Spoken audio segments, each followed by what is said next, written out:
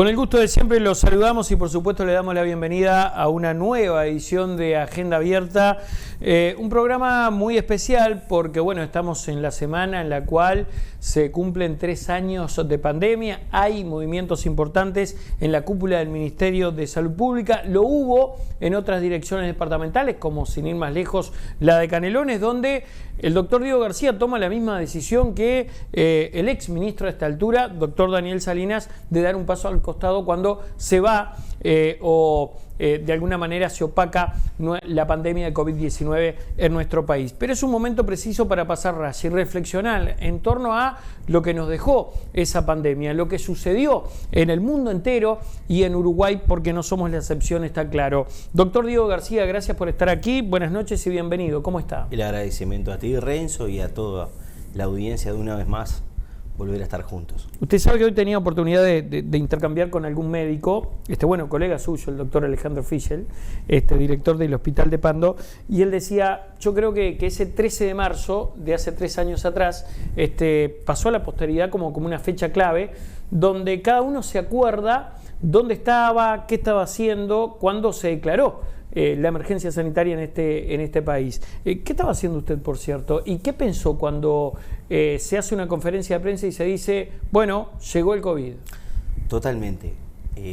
Yo recién estábamos repasando hace un ratito con Marcelo lo mismo y era la pregunta que te iba a hacer yo a vos.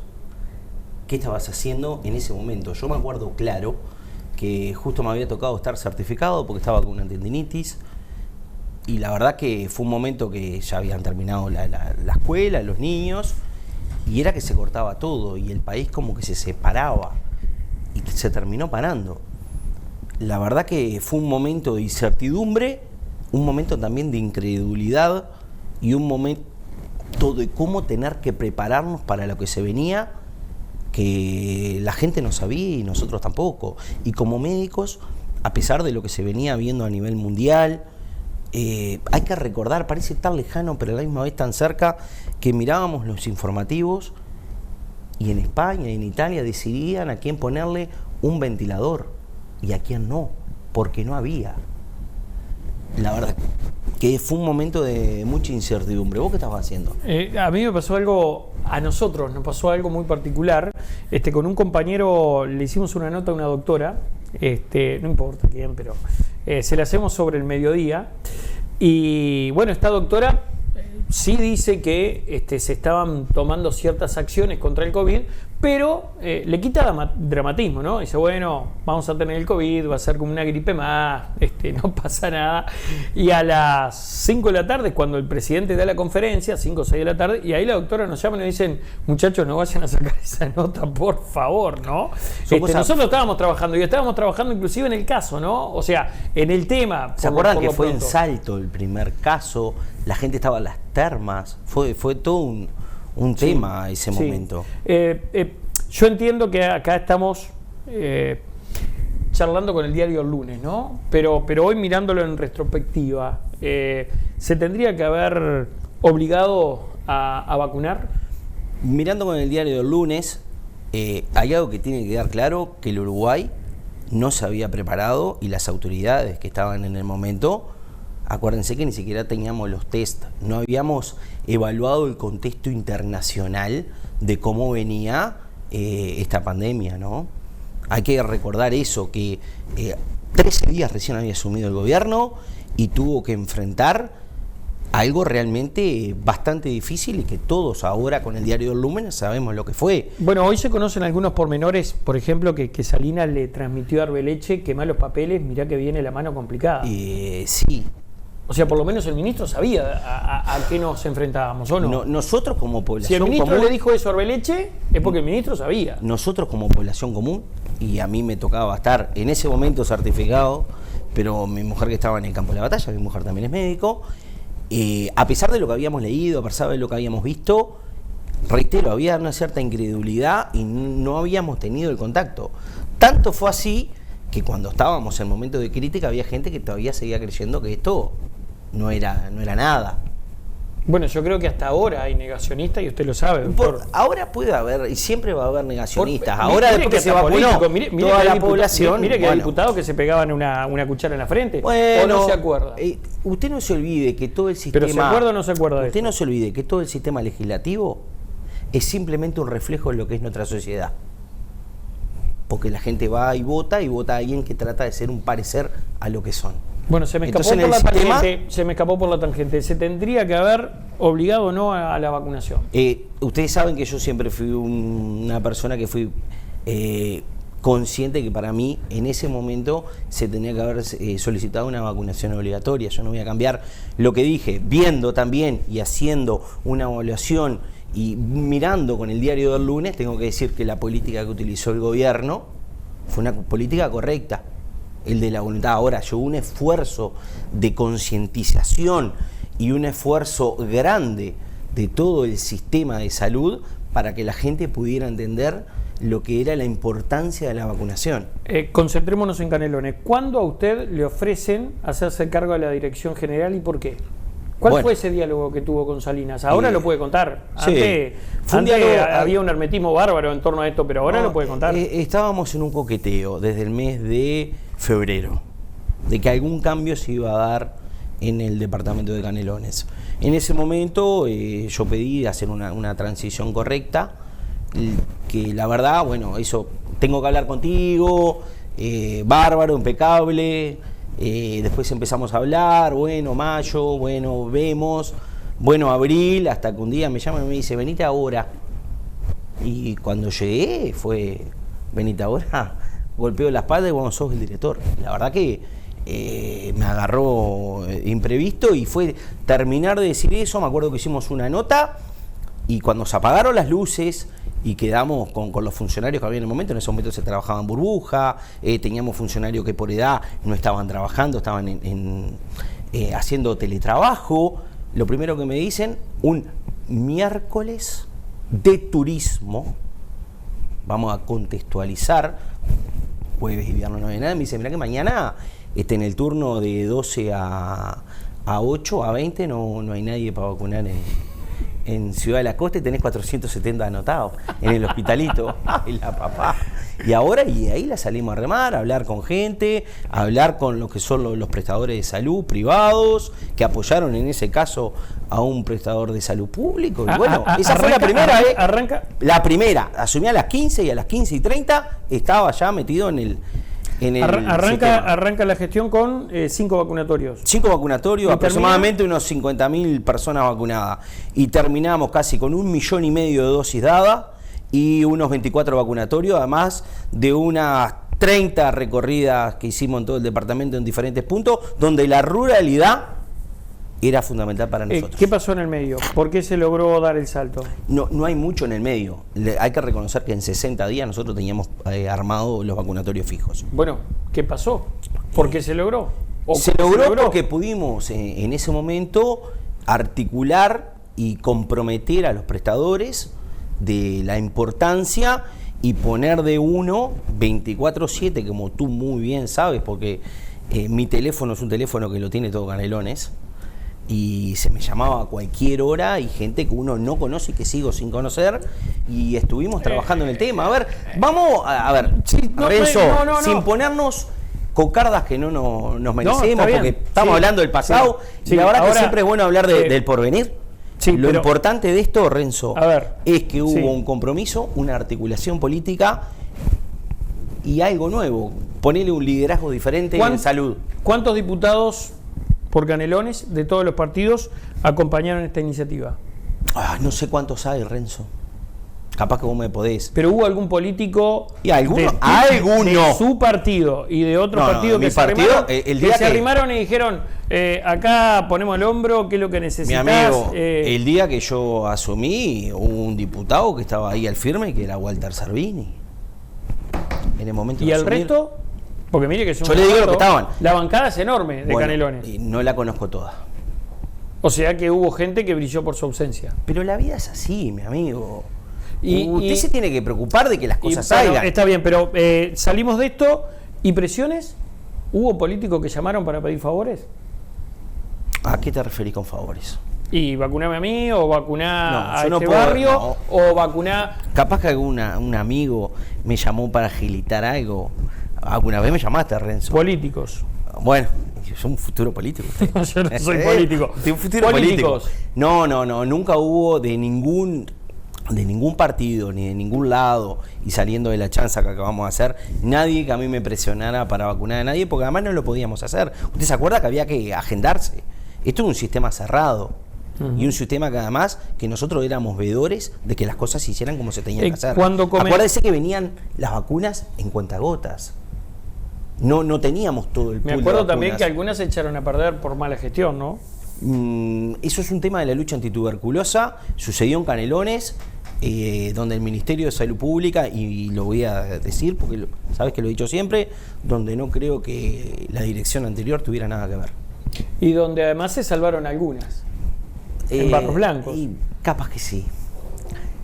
Hablando con el diario del lunes, y salvamos en ese momento casi 500 dosis por un corte de luz, porque se habían rodado los cables, y tuvimos que articular con la compañera de lucha antituberculosa, con el director del hospital y quien habla, y el alcalde de Barros Blancos, porque Julián era una pieza importante en que esas vacunas no se perdieran.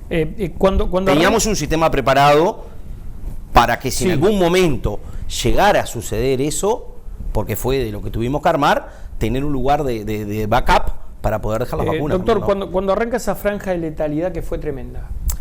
Fue cuando me tocó asumir, porque en el mes de abril fue cuando tuvimos la mayor cantidad de fallecidos. Y teníamos el porcentaje más bajo de vacunación también. ¿Usted es casado, tiene 2 hijos? ¿En algún momento tuvo miedo? Sí, claro. Por supuesto que tuve miedo. Tuve miedo también cuando estaba trabajando en el año 2020, que yo ahora venía recordando ciertas cosas. Lo que era en invierno tener que cambiarme en el garage de mi casa. Pasaba desnudo por mi casa para poder llegar al baño y para poder bañarse. Y que los niños, papá, que no te abrazaran, o mi señora.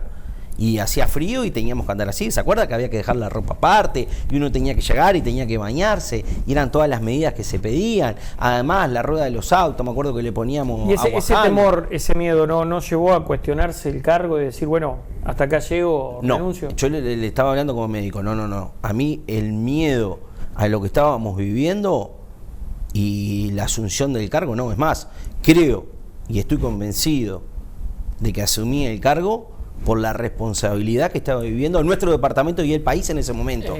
Tanto es así que cuando los ciclos se terminan y uno considera que ha cumplido los objetivos, porque a mí se me pidieron 3 cosas, siempre voy a decir lo mismo: estilo de liderazgo fuerte, articulación política y plan de vacunación fuerte en Canelones, porque éramos los últimos de los últimos.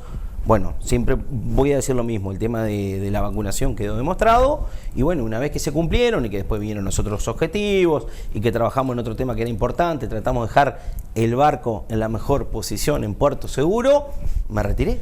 Desde el punto de vista humano, se lo pregunto, ¿sintió pena, sintió remordimiento? ¿Considera que pudo haber llegado antes con la vacuna y haber salvado alguna vida? Hay algo que me dijo el ministro que no me voy a olvidar más. Que un día el ministro además es amigo y tenemos el diálogo franco que tengo yo contigo, y me dice: ¿te das cuenta que estamos salvando vidas, no? Ahora sí, como médicos podemos decir que estamos salvando vidas, y creo que eso fue fundamental. A veces uno se pone a pensar y dice, y lo hemos hablado en otro programa, cómo uno se prepara o por qué hace medicina. Yo creo que la preparación que tuve en toda mi vida la pude volcar en este momento por nuestro departamento, por nuestra gente, por el país, con objetivos claros, articulando, donde no hubo grietas. Creo que cumplimos lo que teníamos que cumplir. Hacemos la pausa, doctor. Como usted quiera. Tanda, y ya continuamos con más Agenda Abierta.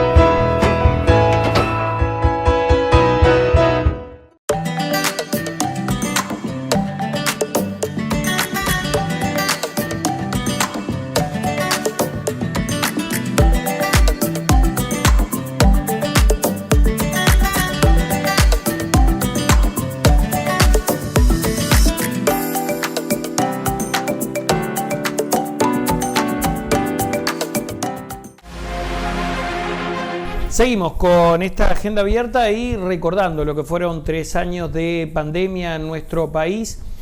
A ver si somos claros en esto. La pandemia dejó cosas buenas a la hora de, por ejemplo, protocolizar algunos servicios de salud,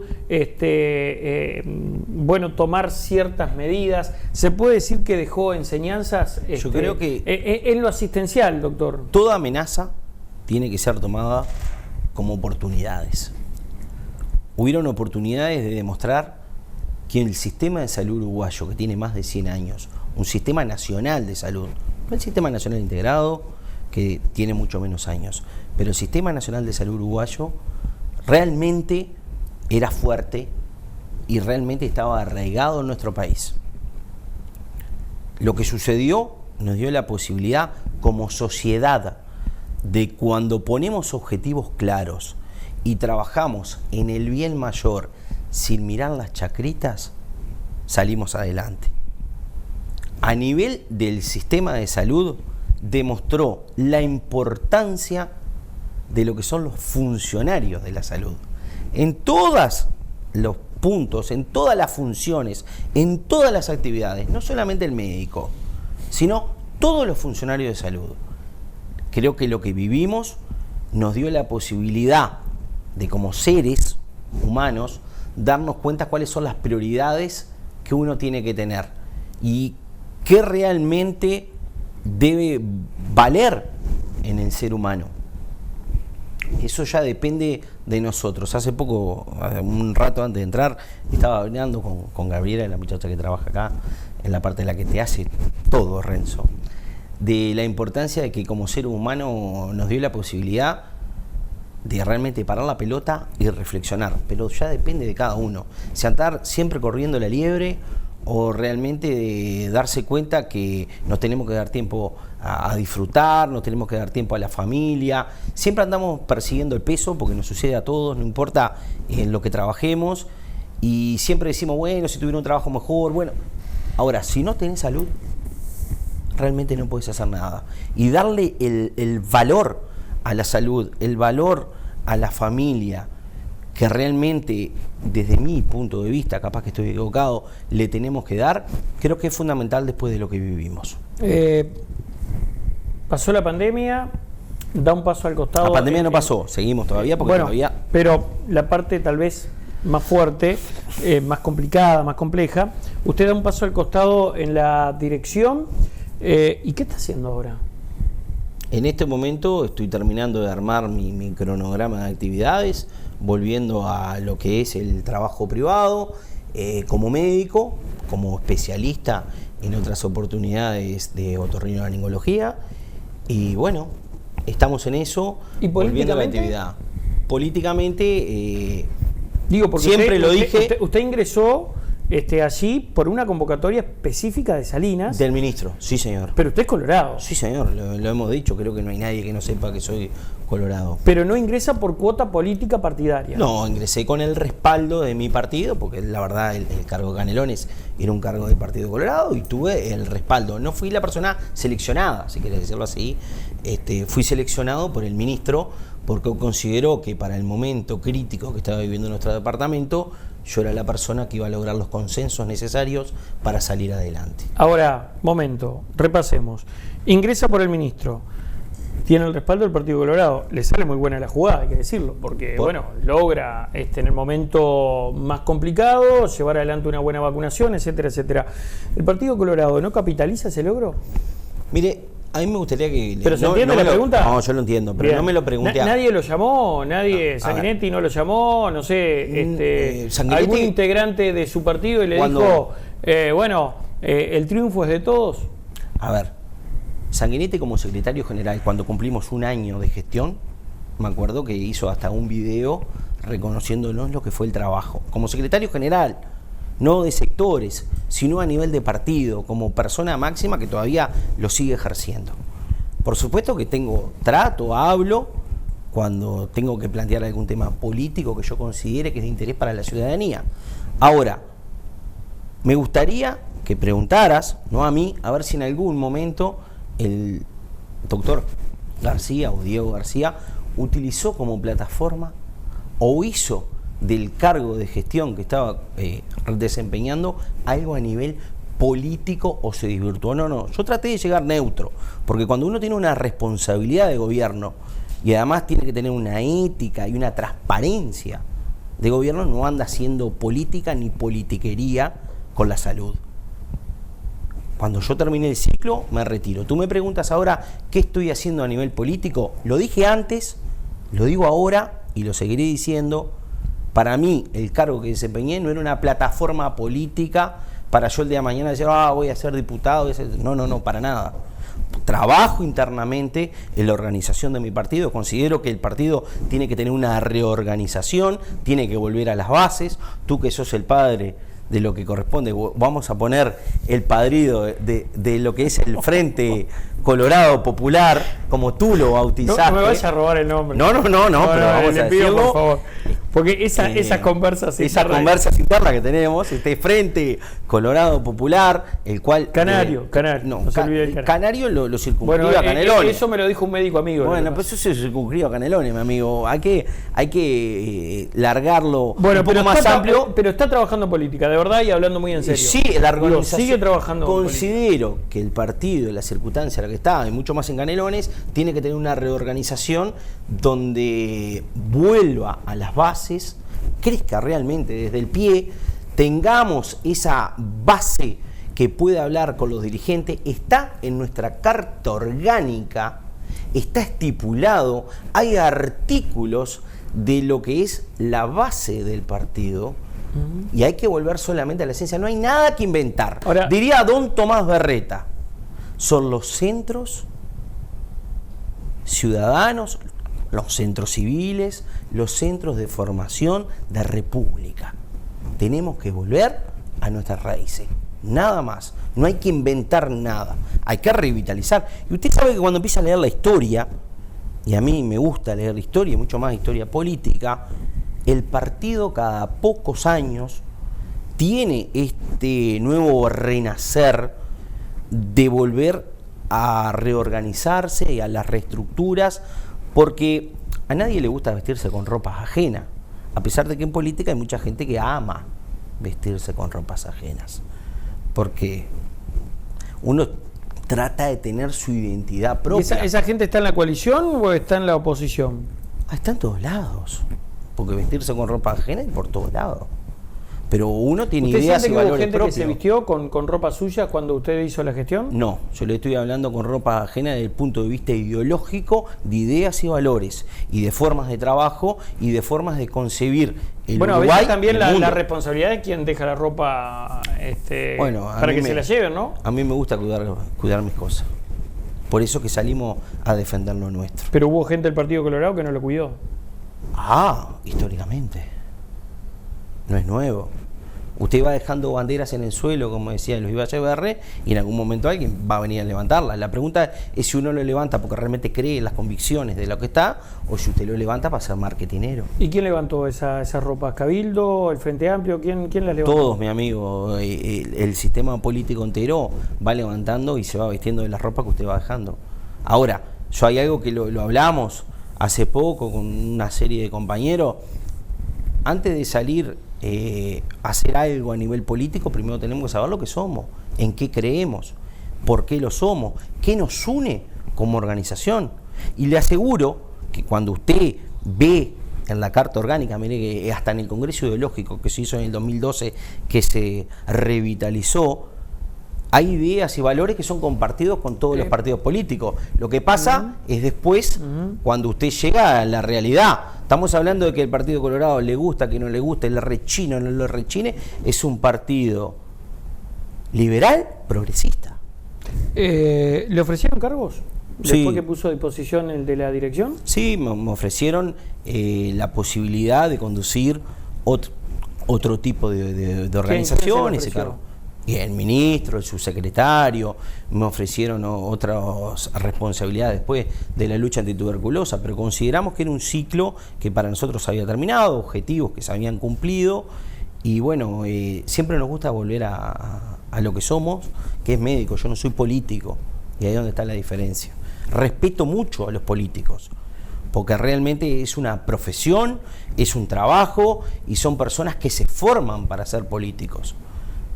Yo no soy político, yo soy médico. Pero sin embargo, tiene su agrupación y está trabajando. Pero no soy político. Con la agrupación. No soy político, porque hay ideas y valores que yo no las vendo, mi amigo. ¿Y hay gente que sí? Y en la vida hay de todo. ¿Quiénes? Y hay que ir a buscar los que se eviten con ropa ajena. Doctor, muchas gracias por haber estado aquí. No, el agradecimiento a usted y el agradecimiento a todos los escuchas. Realmente lo importante de todo esto, que era algo que hablábamos al inicio, Renzo, es de que a pesar de las diferencias, siempre busquemos los consensos. Podemos ser diferentes porque todos los seres humanos somos diferentes, tenemos un accionar diferente y tenemos un bagaje diferente. Pero tenemos que buscar lo que nos une. ¿Lo consiguió usted en la gestión?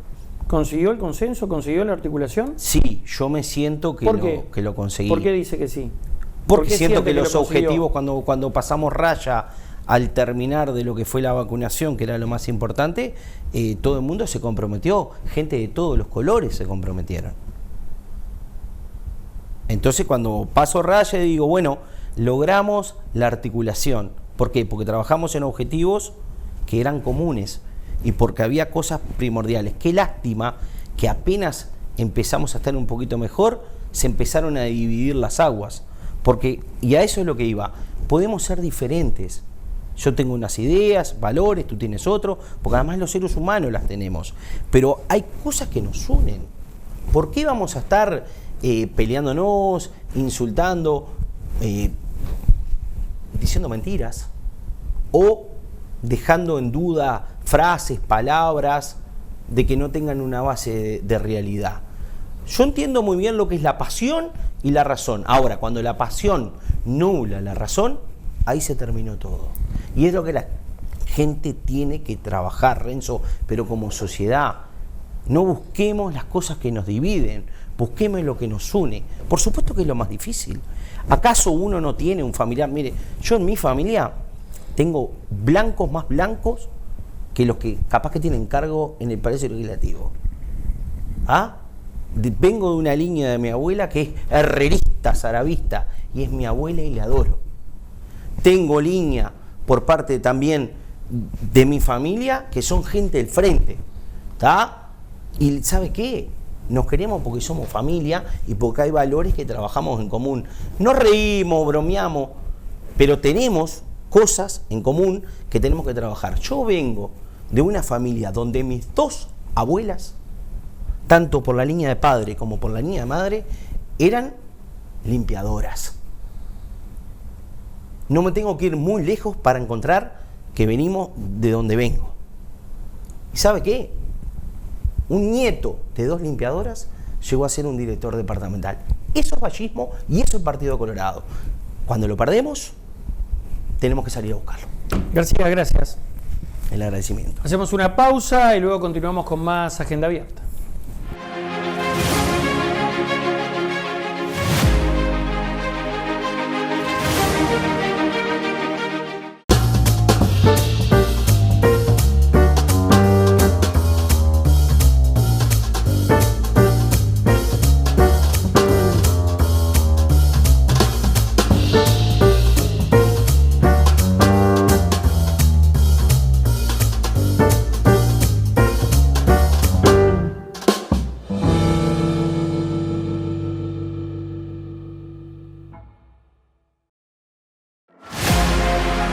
Continuamos, amigas y amigos, con esta agenda abierta y ahora recibiendo a la presidente de la Mesa Departamental Frente Amplista, doctora Susana Muniz, para charlar de muchas cosas, pero fundamentalmente, por lo menos en estos primeros minutos de entrevista, focalizándonos al mes de la mujer y también a las marchas, que me consta que estuvo acompañando alguna que otra. Muniz, antes que nada, gracias por estar aquí. Buenas noches, bienvenida, ¿cómo está? Muchas gracias, buenas noches y gracias por la invitación. Sí, estuve acompañando algunas de las marchas que se dan en Canelones. Naturalmente no da el tiempo para ir a todas, ni siquiera a todo Canelones. Pero bueno, me parece siempre que la marcha del 8 de marzo, ya hace varios años, ha tomado un protagonismo muy importante, entre otras cosas, porque bueno, las mujeres en realidad enfrentamos una problemática de violencia basada en género que se ha convertido en un problema y hoy es reconocido, capaz que siempre se vivió, pero en este momento es reconocido.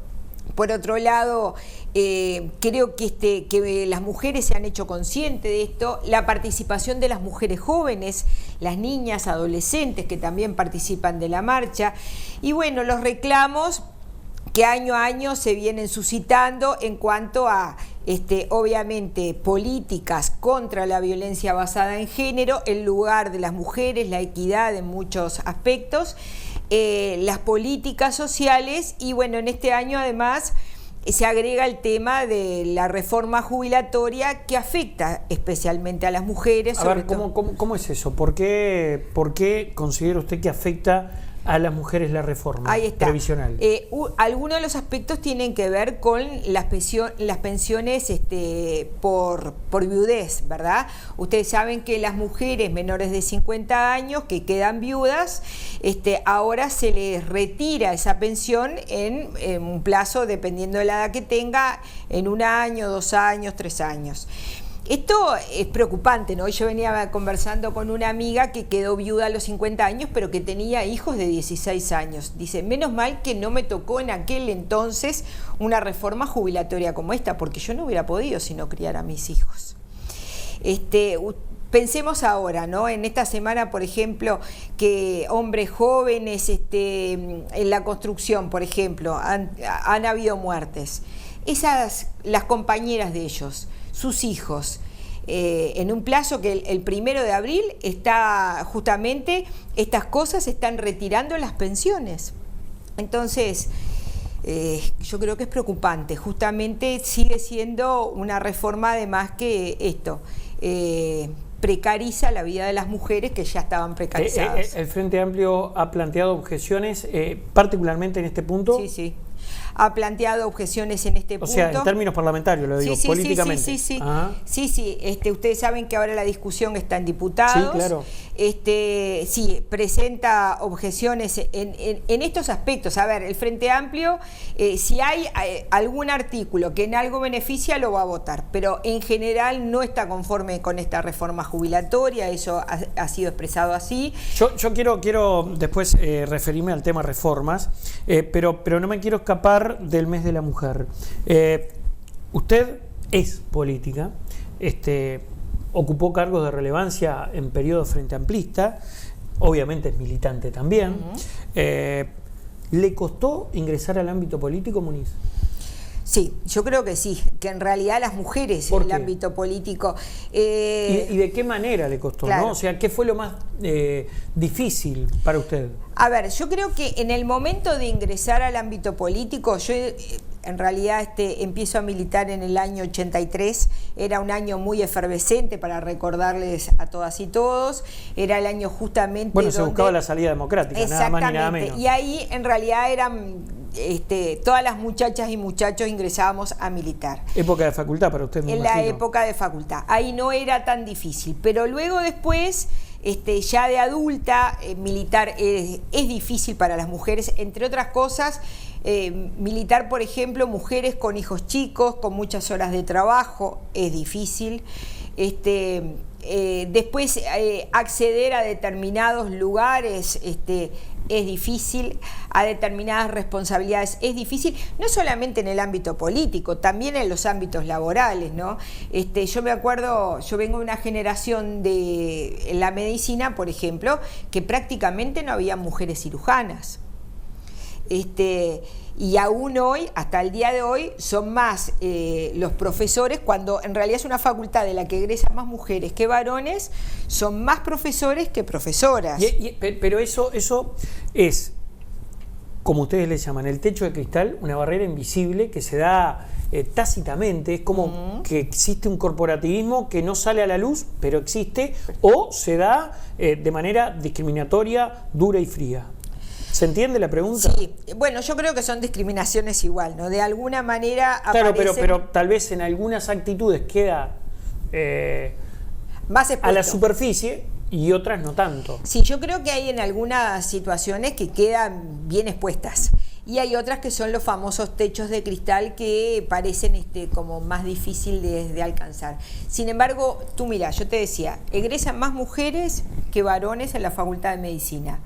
¿Cuántas decanas mujeres ha habido en la Facultad de Medicina? Una sola.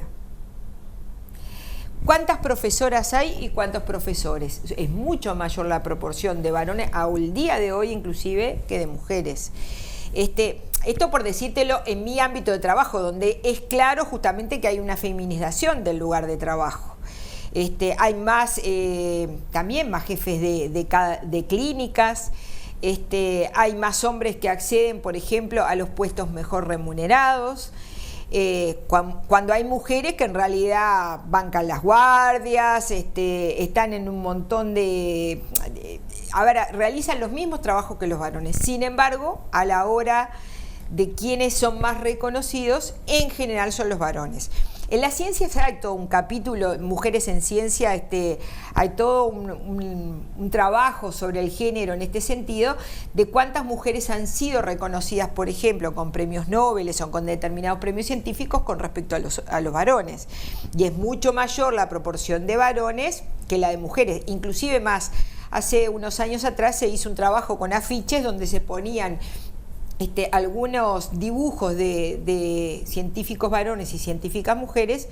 En general, la gente reconoce a los científicos varones y no así a las mujeres. Yo que vengo de un ámbito de la biología, este año justamente celebración del cumpleaños de Lynn Margulis, una de las científicas, una de las biólogas más importantes en la historia.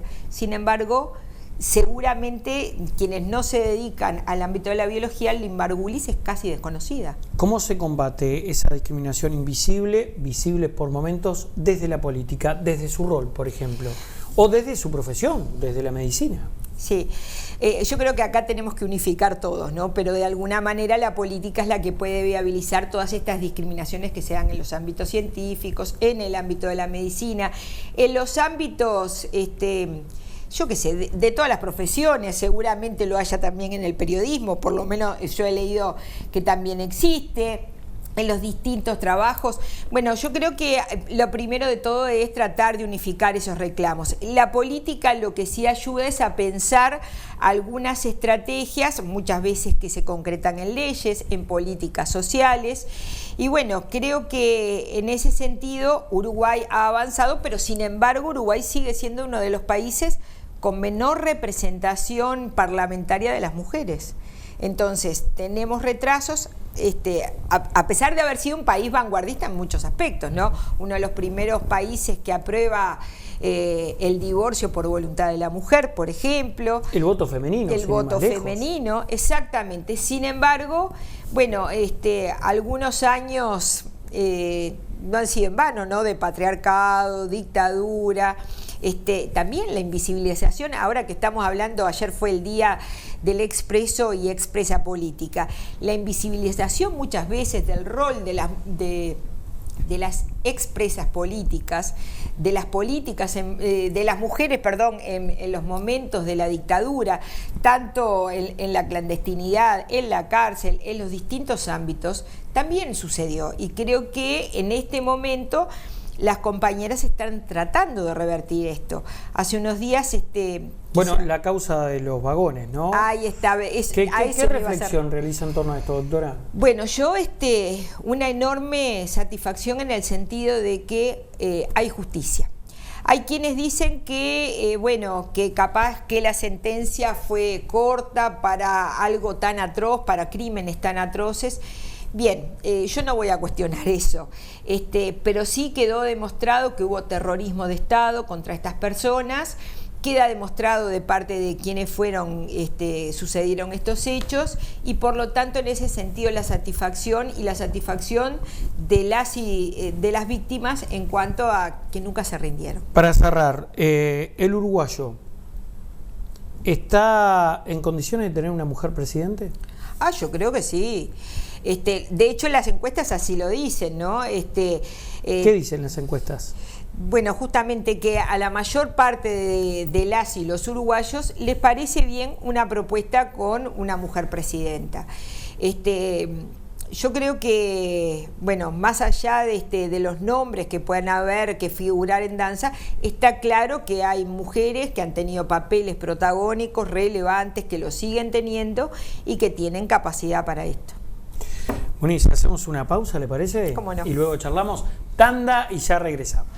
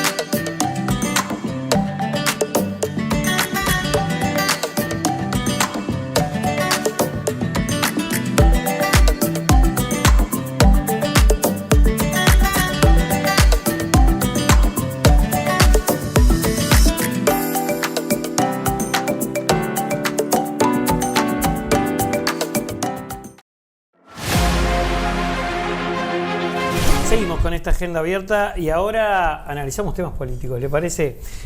Bueno, se han conocido encuestas, por cierto, encuestas que le son favorables al Frente Amplio con un 43% y el resto a los partidos que bueno, conforman la coalición de gobierno o el actual gobierno. ¿Cómo mantener ese 43 o cómo crecer? ¿Cuál es el desafío que tienen por delante? Y se lo pregunto a alguien que comanda la fuerza en un departamento vital como es Canelones, ¿no? Y donde además es gobierno la fuerza política. Sí. A ver, yo por las encuestas no me preocupo demasiado. Las encuestas van variando a lo largo de los 5 años. Sin lugar a dudas, bueno, cuando las encuestas nos dan bien, de alguna manera a uno lo satisface, pero no deja de ser una foto en el momento, eso es así. Ahora, en realidad, ¿para qué nos sirve esto? Bueno, para ir sabiendo en qué medida estamos en contacto, me parece a mí, con la ciudadanía, tanto nosotros como los otros partidos, en qué medida se le va dando respuestas, en qué medida se va escuchando, y me parece que ahí tenemos una labor muy importante para desarrollar en un departamento fundamental como Canelones, ¿no? Con esa diversidad que tenemos. Un departamento que en este momento, bueno, lo venimos recorriendo con cierta angustia, ¿no? En el sentido, bueno, la sequía que está afectando a montones de productores, diversas situaciones ahora, además de lo que ya venían viviendo los productores de pollo, se suma la gripe aviar con gran preocupación. Es cierto que en ese sentido se está haciendo una vigilancia epidemiológica muy importante, pero de alguna manera nos preocupa porque tú imagínate que si toma la gripe aviar... Hoy, de hecho, llegó a Canelones porque hay casos en Tapia, ¿no? Exactamente, sí. Y el problema es que hay que sacrificar todo lo que es en esa avícola y además algunos kilómetros a la redonda. Entonces ahí nos preocupa mucho conversar también en cuanto a la posibilidad de determinados subsidios, porque imagínense que quien vive de esto queda de buenas a primeras sin nada. Entonces esta es una preocupación muy importante, la sequía ni que hablar. Hay temas también que nos siguen preocupando, como es el tema del agua en general, más allá de la sequía para los productores. Ustedes saben que hay varios lugares en el departamento que prácticamente y no tienen agua en absoluto y que se les está suministrando en camiones. Vemos en realidad que el presidente habla de políticas a largo plazo, que saludamos y está bien, tenemos que tener políticas de Estado y acá todos los partidos tenemos que pensar esto, pero también quiero decir que el Frente Amplio ya había pensado en esto previendo justamente porque el tema de las sequías no es un tema nuevo, viene creciendo y se había generado un proyecto que se llama Proyecto Más Agua, se le recortaron justamente los recursos a un proyecto así. Entonces, nada, saludamos que el presidente diga ahora que hay que generar una política de Estado con el agua, pero la política de Estado con el agua tiene que incluir varios componentes. Primero, sí, la provisión de agua para la provisión de agua potable, pero también el cuidado de las fuentes de agua, ¿no? Y acá en este momento hay varias discusiones, ¿no? Tanto por el tema de los humedales, como el tema, bueno, lo que pasó en Santa Lucía donde se desvió el cauce, como también, bueno, proyectos, por ejemplo, como suceden en Tacuarembó, donde se está de alguna manera avalando determinados producción de hidrógeno, que está muy bien el hidrógeno verde, pero a costa de un consumo de agua que podría en realidad vaciar partes del acuífero guaraní. Y eso en realidad pondría en peligro también la provisión de agua a nuestro país. Entonces, me parecen bien todas las iniciativas que tengan que ver con lo ambiental, pero siempre teniendo mucho cuidado con la protección del agua. Doctora, hablábamos de políticas de largo aliento, pero ¿qué pasa hipotéticamente, no? El Frente tiene hoy una buena estadística, digamos que lo mantiene, digamos que es gobierno. ¿Qué pasa con la reforma educativa que ya está en curso? ¿Y qué puede llegar a pasar? Yo sé que es especulativo lo que le planteo, pero es un escenario que se puede dar. ¿Y qué puede llegar a pasar si hay una reforma previsional? El Frente llega al gobierno. ¿Hay que cambiar eso? Bueno, yo quiero decir que algunas... Ojo que la reforma educativa ya está en curso. No, yo quiero decirle que mi voluntad, y creo que la voluntad del Frente Amplio es que sí, pero también hay que avisarle a la población que si se aprueba esta reforma jubilatoria, con la edad de jubilación no se puede volver para atrás. Digo porque esto después va a significar un costo para quien sea que gane el gobierno, pero en realidad es ahora que se está votando esto, ¿no? Por lo tanto, ¿qué pasa si el Frente Amplio después es gobierno, tiene mayoría parlamentaria y dice quisiéramos volver a la jubilación a los 60 años? No puede hacerlo. Entonces eso lo tiene que tener claro la población. La transformación educativa, usted me pregunta, ¿se puede volver para atrás? Sí, se puede volver para atrás. Hay cosas, es más, yo creo que siempre se puede volver a grupos más reducidos, con mayor cantidad de docentes, respetando la carrera docente, tener claro un reglamento de evaluación y pasaje de grado que esta transformación educativa lo tira por la borda, volver al tema de los aprendizajes, no solo aprendizajes por competencias, sí, naturalmente siempre se da aprendizaje por competencias, pero también aprendizaje en contenidos conceptuales, actitudinales, o sea, tener una reforma, una educación integral. Ahora, ¿qué pasa con estos años que en definitiva quienes hoy están cursando séptimo, octavo, están en realidad o inclusive los que cursaron el año pasado? ¿Qué aprendieron del año pasado? Y aprendieron que si no hicieron nada en el año, si no fueron durante todo el año, que si tenían 60 faltas, que obviamente tenían aprendizajes bajos y no llegaban al 6, bueno, no importa, hacen otra prueba. Y si no llegaban al 6, igual, hasta hubo presiones a ciertos docentes justamente para que se aprobara a determinados muchachos y se bajara de alguna manera esos rendimientos y no los rendimientos, sino los niveles con los que alcanzar la aprobación. Eso que se le generó a esos muchachos en la cabeza, después de que los profesores todo el año le dijeron tenés que venir, tenés que cumplir con las tareas, tenés que hacer esto, y después resulta que en definitiva hay un sistema que de alguna manera dice, bueno, esto que dijo el profesor no es cierto. ¿Qué va a pasar con esos muchachos? ¿Van a tener idea de que su esfuerzo es importante, que asistir es importante, de que ir a trabajar todos los días, de que esforzarse? Yo no sé. ¿Usted está afín entonces, hipotéticamente gana el Frente, habría que modificar, entre comillas, esa reforma educativa? Me decía que la reforma previsional, y ahí me parece que es un punto que está interesante volver, no se puede cambiar modificar. La edad. La edad, no se puede. No. Por más que el Frente gane y tenga mayoría parlamentaria, no se puede. ¿Por qué no? Bueno, porque está establecido justamente, es uno de los artículos que tienen que ver justamente con las propias leyes y la Constitución. No se puede volver para atrás. Se pueden mejorar otros aspectos que hay que mejorar sin lugar a dudas. A ver, cuando uno piensa en las reformas previsionales de seguridad social, yo creo que es cierto que con el avance o el cambio demográfico y determinados aspectos en el mundo del trabajo hay que irlos contemplando. Ahora, una vez que se pone un tope y se dice esta es la edad mínima, lo que no se puede es volver para atrás. Sí se puede aumentar la edad para jubilarse, no se puede bajar. Entonces, hay que saber que los años donde se generan determinadas políticas, ¿no? Aún con toda la buena voluntad, no es gratuito. Los cambios que se producen no es gratuito.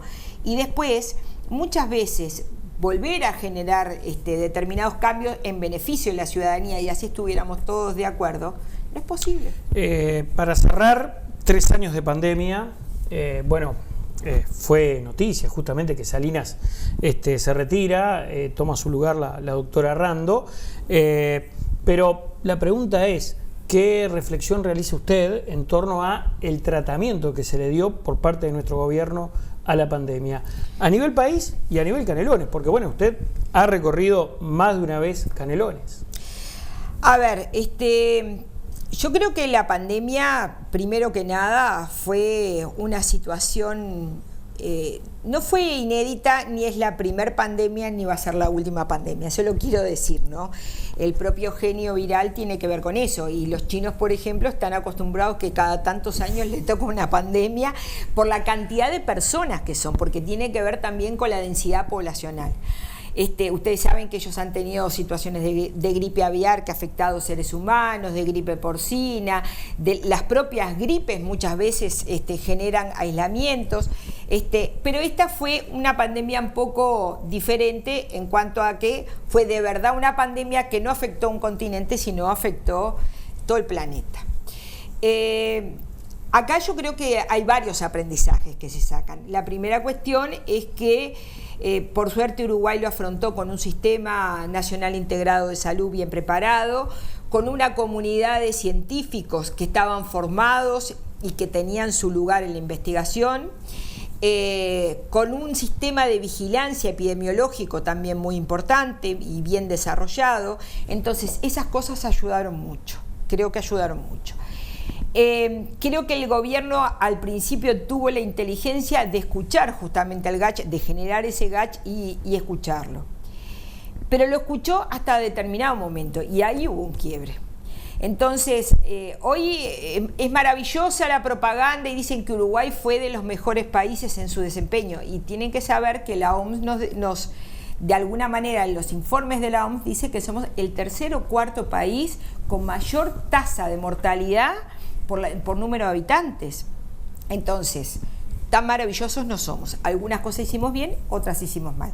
Recuerdo, por ejemplo, el tema de las vacunas. Es cierto, una vez que llegan las vacunas, cambia el escenario epidemiológico, pero que llegara la primera vacuna fuimos el último país de toda América en llegar las vacunas. Entonces, a mí me parece que hay aprendizajes en todo esto que hay que hacer. Cuando estamos hablando de... Lo primero es que la salud no es un tema exclusivamente aislado. El desempeño del Ministerio de Salud Pública tiene que ver con el desempeño de toda el área social de un gobierno. Porque bueno, cuando hay una pandemia y la gente tiene que estar recluida, es necesario asegurar trabajo, los alimentos, el acceso al sistema de salud, los medicamentos.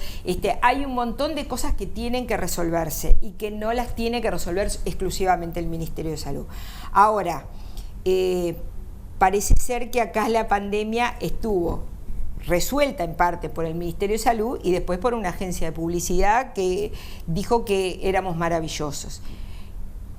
Yo creo que tenemos que tener aprendizajes y sí aprender de que la inversión en educación y en salud son muy importantes, sea quien sea que esté en el gobierno. Doctora, como siempre, gracias. Ha sido un gusto charlar con usted. El gusto es mío y muchas gracias. Buenas noches. Buenas noches para ustedes también y gracias por habernos acompañado. Será hasta la próxima. Que pasen bien. Chao.